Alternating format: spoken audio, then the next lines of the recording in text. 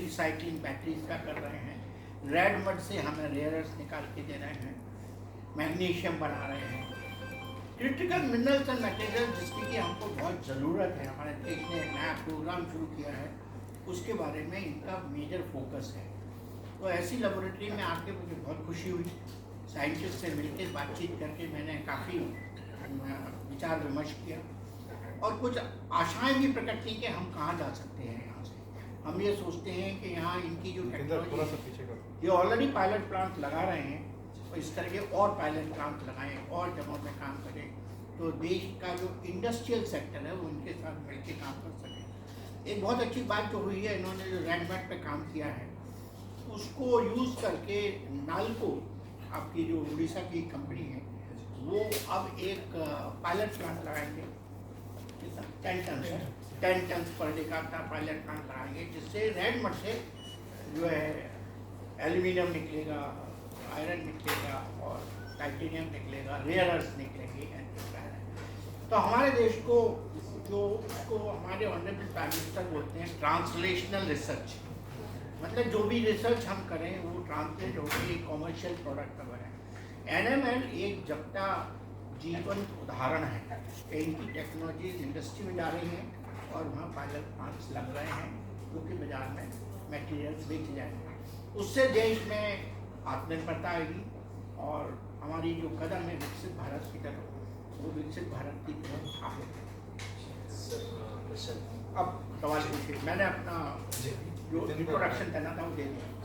Sir, जो हम लोगों का रेयर अर्थ पे डिपेंडेंसी है फॉरेन कंट्रीज पे, खासकर हम लोग चाइना की बात करते हैं। आपने जैसा लेक्चर में ये बताया कि जो जियोपॉलिटिकल जो टेंशंस होते हैं उसमें इंपोर्ट प्रभावी होता है, उस इंपोर्ट को कैसे रिड्यूस कर सकते हैं या क्या क्या मतलब अभी गवर्नमेंट के इनिशिएटिव है उस इंपोर्ट को रिड्यूस करेंगे? देखिए, किसी चीज़ का भी इंपोर्ट तभी रिड्यूस हो सकता है जब आप, मैं जनरल सवाल बात, जब आप उस वस्तु का विकास, प्रोडक्शन अपने देश में कर रहे हो।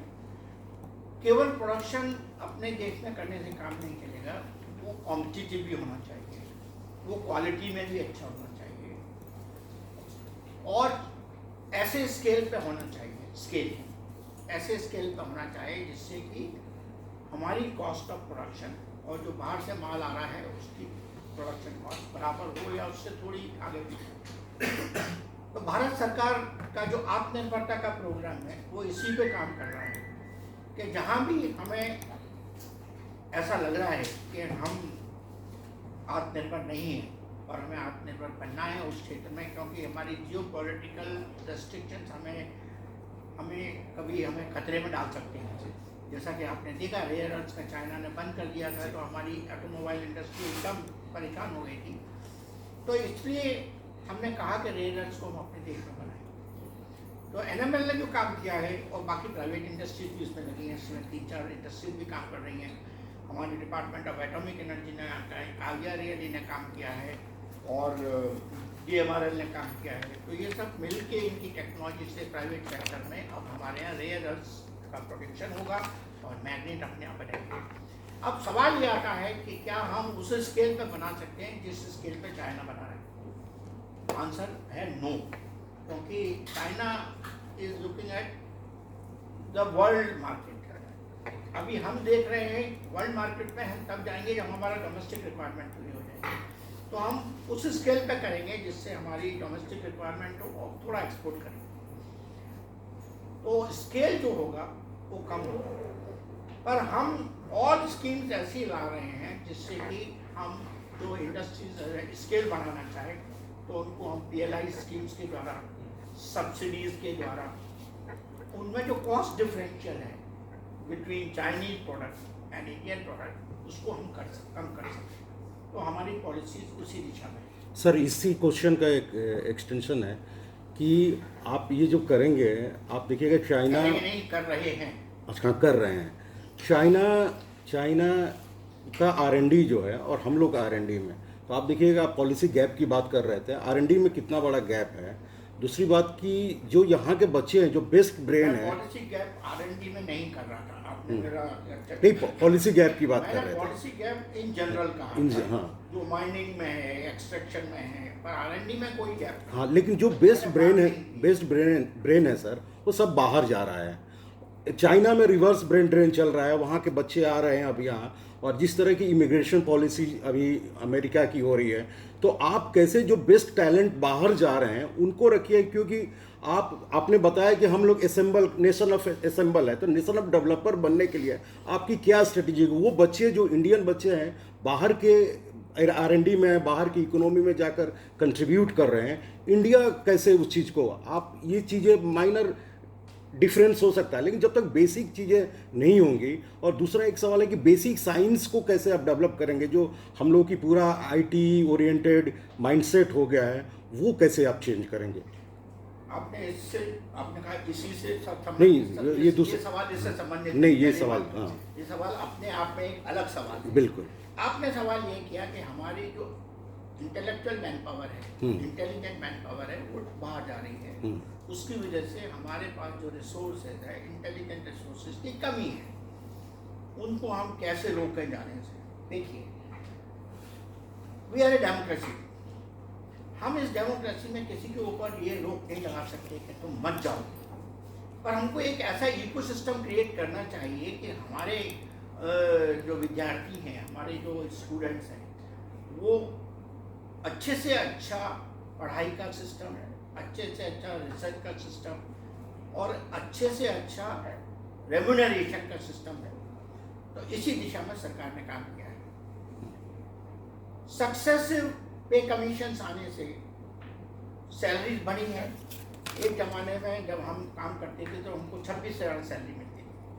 आज हमारे जो नया लड़का IIT से या कहीं से आता है तो उसको 70,000, 80,000, 1 लाख, और IT सेक्टर में अगर जा रहा है तो लाखों मिलता है ना। हमारे देश का जो स्तर है एजुकेशन का, वो कितना बढ़ गया। एक पहले 5 IIT था, आज हमारे पास 30 से ज़्यादा IIT है। 17 IIT कितने हैं? 30 30 आज हमारे पास इतने सारे आइसर्स हैं, आज हमारे पास इतने सारी रिसर्च लेबोरेटरीज हैं। ये सब होना, ये सब इसलिए है कि हमारा जो ब्रेन है वो यहाँ काम करे। और जो लोग जा भी रहे हैं क्योंकि उन्हें ऐसा लग रहा है कि वहाँ जाने से उनको कुछ फायदा होगा और जा रहे हैं, वो भी उसमें से काफ़ी लोग, पर्टिकुलरली अभी जो नई पॉलिसीज आ गई हैं विदेशों में, उसके हिसाब से बाहर से हमारे पास आ रहे हैं। आप देखेंगे अभी बहुत से लोग नीति आयोग में मेरे पास आके बोलते हैं हम नीति आयोग में काम करना चाहते हैं, क्योंकि ये पॉलिसी थिंक टैंक है हमारे यहाँ से। जो लंदन स्कूल ऑफ इकोनॉमिक्स से एक बच्चा करके आया और मेरे पास 6 महीने 8 महीने उसने काम किया और मेरे साथ बैठ के उसने साइंस एंड टेक्नोलॉजी पॉलिसी इस पर काम किया। तो ऐसी बात नहीं है, रिवर्स ब्रेन ड्रेन में हमारे यहाँ भी हो रहा है, पर उसकी परसेंटेज कम है, पर धीरे धीरे मुझे पूरा है हमारा जो इकोसिस्टम है R&D का बहुत इम्प्रूव हुआ है। हमारी सबसे बड़ी समस्या जो थी और क्यों नहीं हो रहा है R&D में, वो था हमारा R&D जो है वो केवल गवर्नमेंट इंस्टीट्यूशंस में निहित है ना। जितना भी R&D है CSIR में है, DRDO में है, स्पेस में है, एटॉमिक एनर्जी में है, ICR में, ICMR में है, government institution, government funded, government supported. हमारा research and development private sector में कंट्रीब्यूशन बहुत कम रहा है। उसके लिए सरकार ने आज के पेपर में आपने पढ़ा होगा 1 लाख करोड़ का प्रावधान किया है कि 1 लाख करोड़ हम जो है प्राइवेट सेक्टर में R&D को बढ़ावा देने के लिए आगे करेंगे। उसका देखिए आने वाले 5 साल में क्या असर होने वाला है। ये जो आप ड्रेन की बात कर रहे हैं ना, प्राइवेट सेक्टर में R&D होने से ये सब बच्चे जो बाहर हैं हमारे यहाँ आएंगे। ये स्टेप सरकार ने इसीलिए लिए हैं कि रिवर्स ब्रेन ड्रेन हो, प्राइवेट सेक्टर में R&D होने से कॉमर्शियलाइजेशन जल्दी होगा। नहीं तो कई बार क्या होता है हमारी लैब में ही टेक्नोलॉजी रह जाती है, वहाँ नहीं जाती है। इंडस्ट्री एकेडमी इंटरेक्शन बढ़ेगा, साइंटिफिक ऑर्गेनाइजेशन तो बढ़ेगी, तो हमारे कदम इसी दिशा में है। और सर आप जिस शहर में बैठे हुए हैं, अभी मैं पढ़ रहा था यहाँ के 2 IIT बॉम्बे के 2 बच्चे अमेरिका में जाकर एक स्टार्टअप वॉइस एजेंट शुरू किए हैं और $2.4 मिलियन से ज़्यादा 2 साल में उन्होंने कमा लिया है। हमारे कहने को इस तरह के जो ब्रेन है। आप ऐसा क्यों नहीं, अग्निकुल क्यों नहीं देखते आप? अग्निकुल का नाम सुना है? क्यों, वो भी हमारा ही है ना, IIT का बच्चा है। जस्ट वो 2 को आपने काउंट नहीं, 2 की बात नहीं कर रहे मैं। हमारे देश में पता है कितने स्टार्टअप कंपनीज हैं? हमारे 117 यूनिकॉर्न्स हैं, बिल्कुल इंडिया के हैं। उसको आप नहीं गिर रहा, वो 2 आदमी ने वहां पे कर लिया, वो आप सुना रहे हैं मुझे बैठ के। चलिए, प्रधानमंत्री जी के आने के बाद ये टिपिकल अप्रोच है आपका। मतलब जो बात 2 ने करी और जो नहीं 117 नहीं, आपने नंबर इंस्टीट्यूशन की बात बोली। 1 लाख से ज्यादा स्टार्टअप्स हैं इस समय। हमारे पास जो पेटेंट्स है वो बढ़ गया। हमारे पास 13 lakh 6,000 something gross research and development expenditure हमारा बढ़ गया है। मेरा लेक्चर अगर आप परसों मैंने दिया था वहाँ पर वो सुनते तो आपको ये फिगर सब पता लग जाते थे। सर मेरे जैसे अब झारखंड में जो स्थिति है और बाहर जो स्थिति है वो आपको देखना पड़ेगा। झारखंड उन स्टेट्स में आता है जिन स्टेट्स का विकास किन्हीं कारणवश नहीं हो पाया है। पर आप अब ये देख रहे हैं झारखंड में सेंट्रल यूनिवर्सिटी आ गई, झारखंड में ये आ गया, ये हो गया, तो सब चीज हो रहा है ना डेवलप। झारखंड जैसे प्रदेश जो माइनिंग के सेक्टर में सबसे ज्यादा है, लेकिन यहाँ लैंडलॉक सिचुएशन भी है। देखिए जो ज्योग्राफिकल रीजन है उनके लिए हमें अपना निकालना पड़ता है। लैंडलॉक्ड होने से मतलब ये नहीं कि हम एक्सपोर्ट नहीं कर सकते। हमने रेलवे लाइंस बनाई हैं, हमने ट्रांसपोर्टेशन के मीडियम बनाए हैं। बट माइंस तो सारे फॉरेस्ट लॉक है। तो ठीक है ना, अगर फॉरेस्ट में है तो फॉरेस्ट क्लियरेंस लेके तो माइनिंग कर सकते हैं ना। तो इसके लिए क्या पॉलिसी में चेंजेस चाहिए? नहीं, क्या पॉलिसी क्या चेंज चाहते हैं? झारखंड के स्तर पर जैसे झारखंड में माइनिंग हो रहा है या नहीं हो रहा है? मैंने अभी जैसे आयरन और डिपॉजिट्स की रिपोर्ट्स आई हैं आप लोगों की, तो उसमें आधा सारंडा का एरिया ही पड़ता है।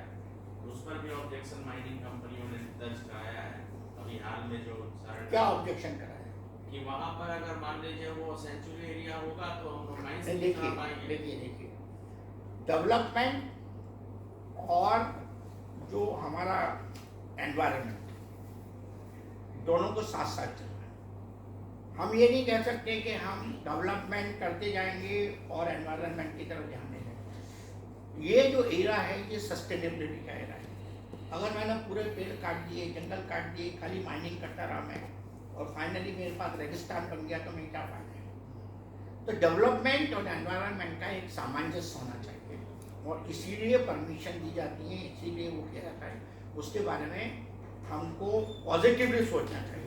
नेगेटिवली सोचेंगे किसी माइनिंग कंपनी को फॉरेस्ट क्लियरेंस नहीं मिला तो उसको हंगामा मारते, उसके पीछे क्या कारण है ये देखिए ना। मान लीजिए जहाँ पे वो कर रहे हैं वो एक मान लीजिए कोई सेंचुरी है या बर्ड सेंचुरी है या एनिमल रिजर्व है या कुछ है, बायोडाइवर्सिटी का कोई प्रॉब्लम, तो हमें वो एनवायरनमेंट के हिसाब से करना पड़ेगा। उसको आप निगेटिव क्यों सोचते हैं? हमें डेवलपमेंट और माइनिंग और विकास को साथ साथ लेके चलना है। इसीलिए जो अभी सरकार का जो नियम है वो है सस्टेनेबल इकोनॉमिक डेवलपमेंट। केवल इकोनॉमिक डेवलपमेंट खत्म हो गया। साहब जी, नरेंद्र मोदी जी के 11 साल पूरे हुए हैं, कितना बदलाव आप देखें, आप तो शुरू से हैं इसलिए। बिल्कुल, आप तो जानते हैं। देखिए मोदी जी अभी टीवी पे आप रोज देख रहे हैं इस 11 साल में कितना गेन हुआ है। जो नंबर्स मैंने बताए, मैं तो रिसर्च एंड डेवलपमेंट का आदमी बता रहा हूँ आपको। 11 साल में जितने हमने इनोवेशन किए, हमारा ग्लोबल इनोवेशन इंडेक्स 2014 में 80 था, आज हम 39 हैं।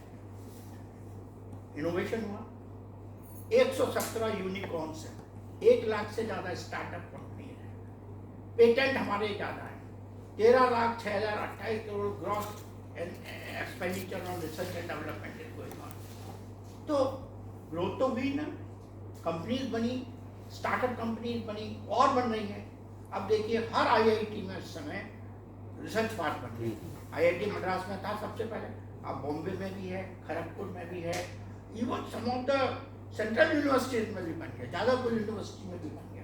लेकिन मेरा सर वही सवाल था कि जो माइग्रेशन बढ़ रहा है, जो वैश्विक जो सिनेरियो है, जवाब मैंने दे दिया। वैश्विक जो सिनेरियो है sir, sir, migration Don't worry about migration. Migration, देखिए, we are not losing नहीं, anything. PhD और Our students masters are going out, doesn't matter. हाँ, India is the biggest human resource reserve because we have the advantage. What is the advantage? Young people advantage. We have what is called advantage dividend, generation gap, generation dividend. We have young people. 540 million young people are there in my country which are below the age of 30. So I have no problem. Even if 1% or 2% are going abroad, I don't care.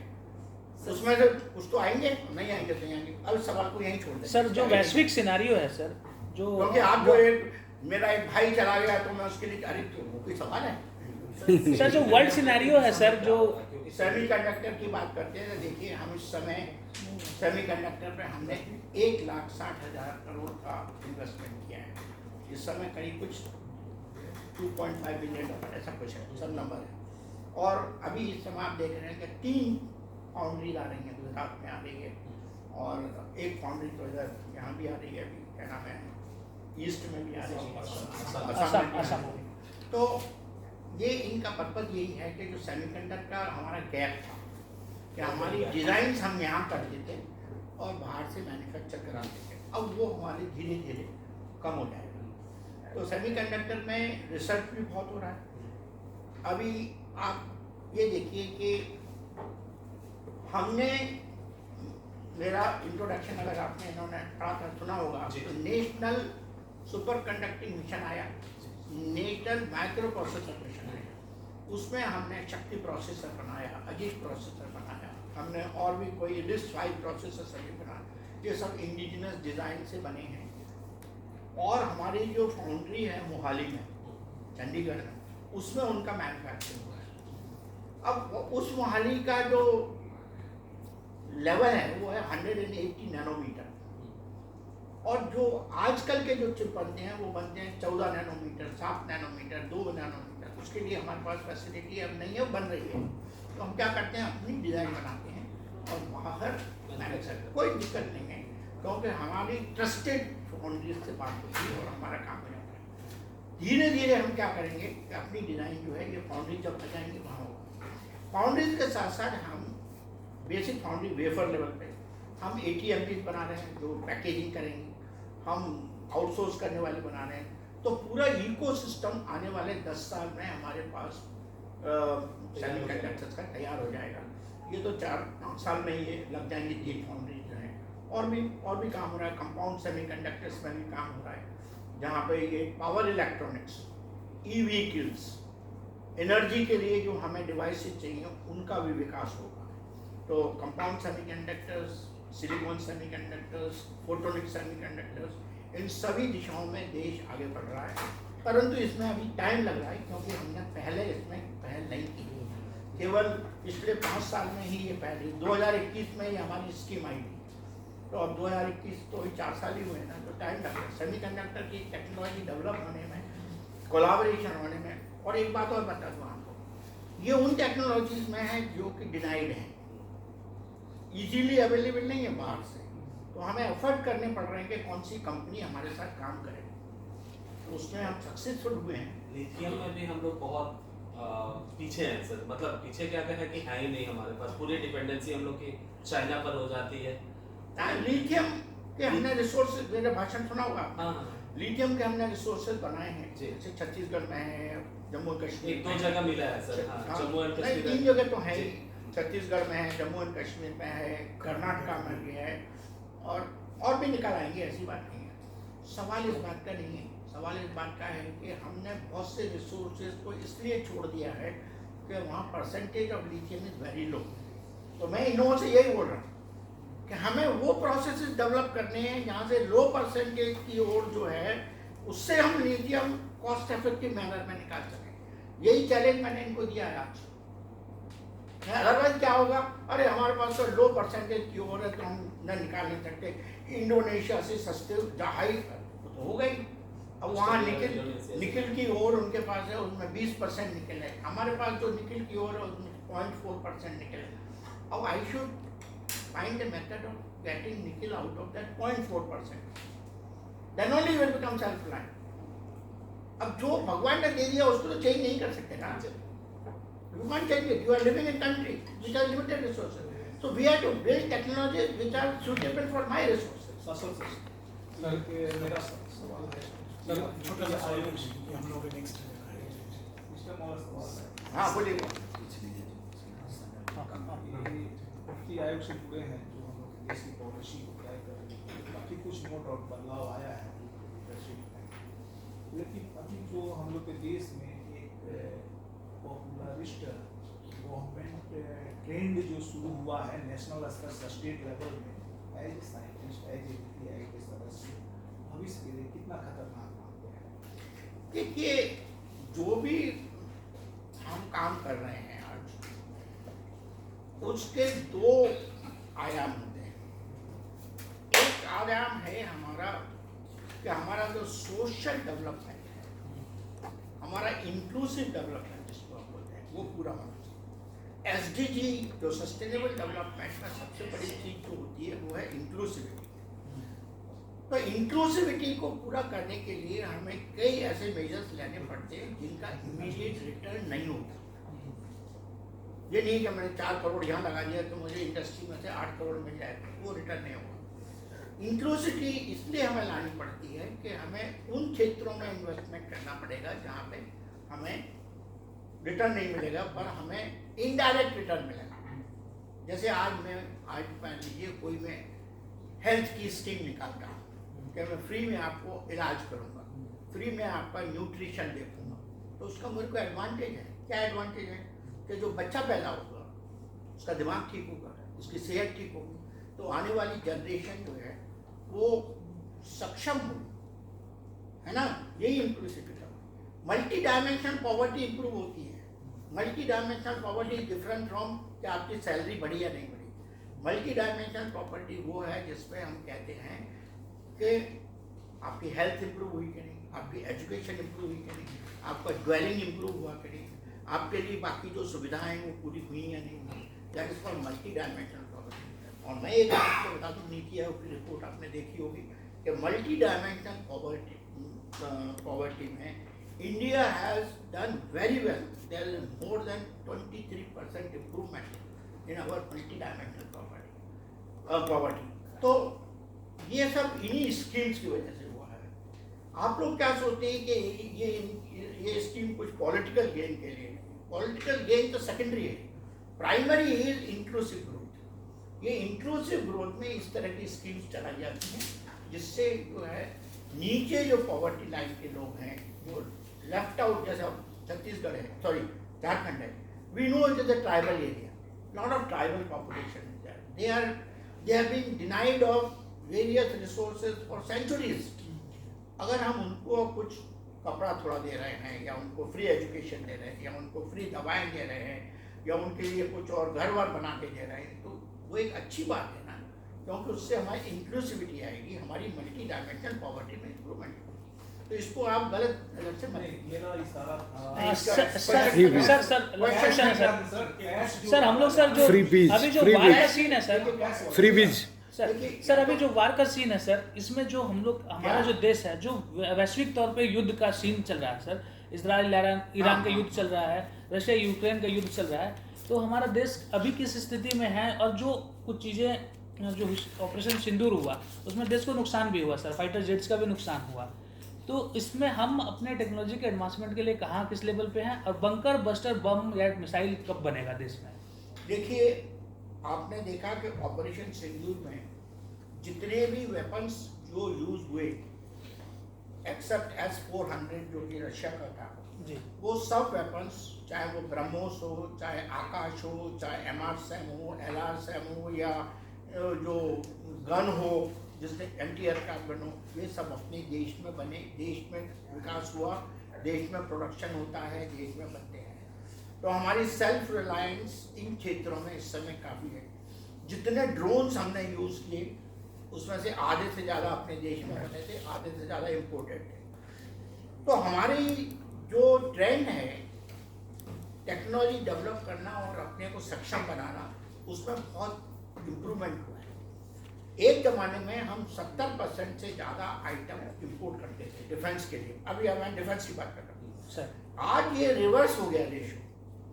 आज हम केवल 30% import कर रहे हैं और 70% अपने देश में बना रहे हैं। एक ज़माने में खाली डिफेंस PSUs ही प्रोडक्शन करती थी। आज हमारी प्राइवेट सेक्टर में गन्स बन रही हैं, मिसाइल्स बन रहे हैं, इलेक्ट्रॉनिक्स प्रोडक्ट्स बन रहे हैं। प्राइवेट सेक्टर पार्टिसिपेट कर रहा है डिफेंस सेक्टर में। ये चेंज आया है पिछले 11 साल में। मैक्सिमम चेंज इन पॉलिसी इस समय ये आया है। और जो मैंने 1 लाख करोड़ की आपको बात बताई थी, कहाँ बताई थी, वहाँ बताई थी, यहाँ बताई थी। हाँ, 1 लाख करोड़ से वही चेंज आने वाला है। जहाँ तक डैमेज जो होता है, देखो किसी भी वार में कुछ ना डैमेज हर एक का होता है, उनका भी डैमेज होता है। सवाल ये है किसका डैमेज ज़्यादा है। हमने जो ऑपरेशन सिंदूर में डैमेज किया वो at least 10 times more suffering for Pakistan than us.